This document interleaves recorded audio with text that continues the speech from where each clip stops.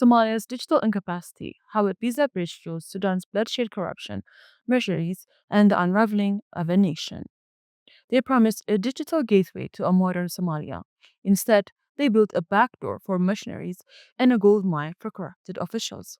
A massive breach of Somalia's new e-visa system hasn't just exposed the personal data of tens of thousands, it has ripped open a covert pipeline of fueling foreign fighters to the front lines of Sudan's genocide, placing Mogadishu at the heart of one of the world's most devastating conflicts. Hi, I'm Aaron Damda, and this is Analytica Today. On November 10, 2025, hackers dumped the entire database of Somalia's Feding e-visa system, exposing over 35,000 sensitive records. But beyond the passport scans and payment details lay a far more damning revelation.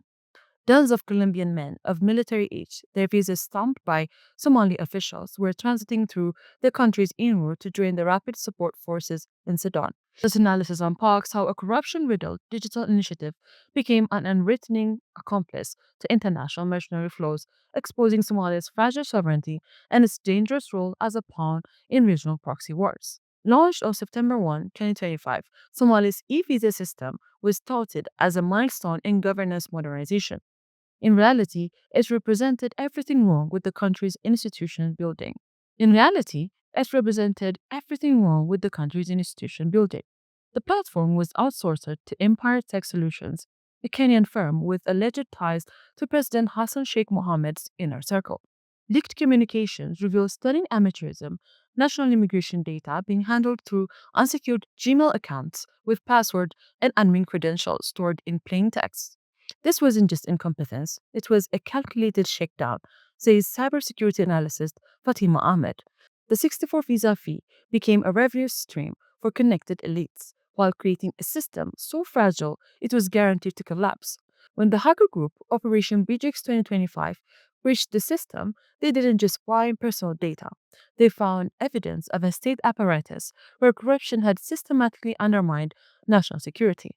The most explosive revelation in the leaked data wasn't the scale of the breach, but its content. Dozens of Colombian passports belonging to men aged 25 to 45, many with UAE residency stamps, traveling through Somali airports towards Sudan's conflict zones. Cross referenced analysis suggests at least 1,686 such entries, though verification is ongoing. These aren't tourists or business travelers. They're battle hardened former soldiers recruited by UAE linked private military companies with promises of $2,000 monthly salaries to fight alongside the RSF.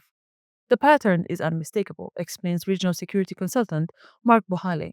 The UAE trains them in Abu Dhabi. Somalia provides transit, documentation, and they're deployed to the exact regions where the RSF is committing its worst atrocities.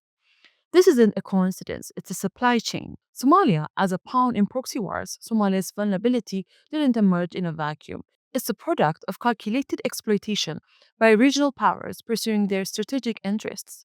The UAE, already accused by UN panels of arming the RSF, has invested heavily in Somalia's semi-autonomous regions, including a $442 million port deal in Puntland, where many of the suspect visas were stamped. This economic leverage creates a convenient deniability while ensuring cooperation. Meanwhile, Somalia's federal government, weakened by al Shabaab insurgency and internal divisions, lacks either the will or the capacity to resist these pressures. The result is a perfect storm, a corrupt system, exploitable by foreign powers with devastating consequences for regional stability. The consequences of this breach extend far beyond diplomatic embarrassment. For ordinary Somalis and diaspora travelers, the exposure of personal data creates immediate dangers: identity theft, extortion, and targeting by extremist groups like Al Shabaab. Aid organizations like Mercenaries Sans Frontiers, whose staff data was compromised, now face catastrophic security risks.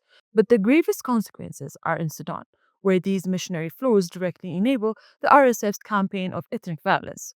Every foreign fighter processed through Somalia's corrupted system represents another weapon in a conflict that has already